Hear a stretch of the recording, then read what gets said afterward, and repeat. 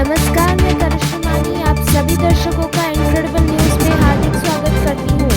First નવા વર્ષના જે ઉજવણી થવાની છે એના અનુસંધાને કચ્છ વેસ્ટ જિલ્લા પોલીસ દ્વારા શું તૈયારી છે એના રિલેટેડ આ બ્રીફિંગ આપવામાં આવે છે.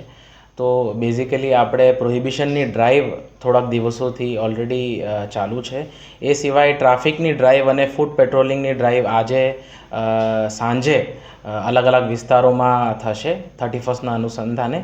અને એ સિવાય આજના આપણે પ્રિપેર્ડનેસની વાત કરીએ તો ટીમો બનાવી દીધી છે અને અલગ અલગ જે આપણે બંદોબસ્તમાં પોઈન્ટ્સ હોય છે, પેટ્રોલિંગ હોય છે, એની પ્લાનિંગ થઈ ગઈ છે. અને કઈ રીતના કાલે ઓન ફિલ્ડ પણ આપણે પ્રિપેર્ડનેસ એવી રીતના રહેશે કે અલગ અલગ આપણે ટ્રાફિક પોઈન્ટ્સ જ્યાં ઘણીવાર ચોક થઈ જાય છે ટ્રાફિકના કારણે, તો ત્યાં આપણે ટ્રાફિક પોલીસ રહેશે.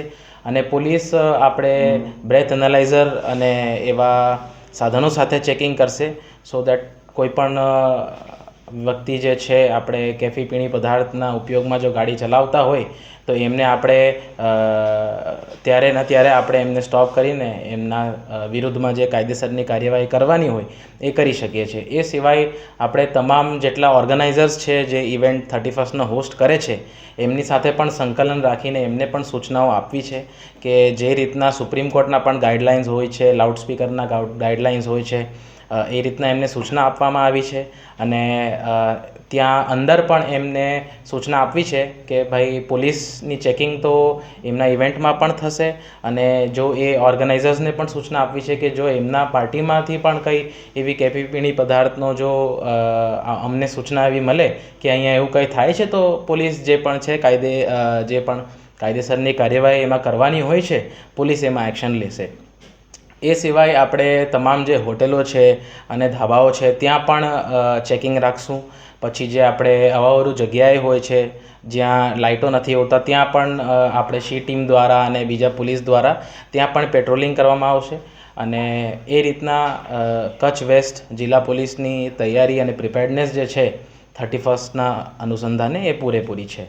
ખાસ કરીને સર યુવાનોને શું અપીલ કરશો કે 31ની ઉજવણી લઈને ક્યાંક ને ક્યાંક ઉત્સાહમાં આવીને જે નશાનો જે છે તે ઉપયોગ કરતા હોય ન કરે એના માટે મારા તરફથી અને કચ્છ વેસ્ટ પોલીસના તરફથી એક જ મેસેજ બધાને આપવાનું છે કે 31 અને નવા વર્ષની તમે જે ઉજવણી તમે કરો છો તમે હર્ષોલ્લાસથી કરો, પણ તમે એને શાંતિપૂર્ણ રીતે કરો અને કોઈ પણ કેફી પીણી પદાર્થનો ઉપયોગ ના કરો. એવા પદાર્થનો ઉપયોગ કરીને વાહન ના ચલાવો, કોઈનો જીવ જોખમમાં ના નાખો. અને પોલીસ જે છે એ તમારા મદદ માટે જ છે અને તમને હેલ્પ કરવા માટે જ છે. તો પોલીસ કાલે ઓન ફિલ્ડ રહેશે, ઓન ગ્રાઉન્ડ રહેશે, તમને અલગ અલગ જગ્યાએ પોલીસનું પ્રેઝન્સ દેખાશે.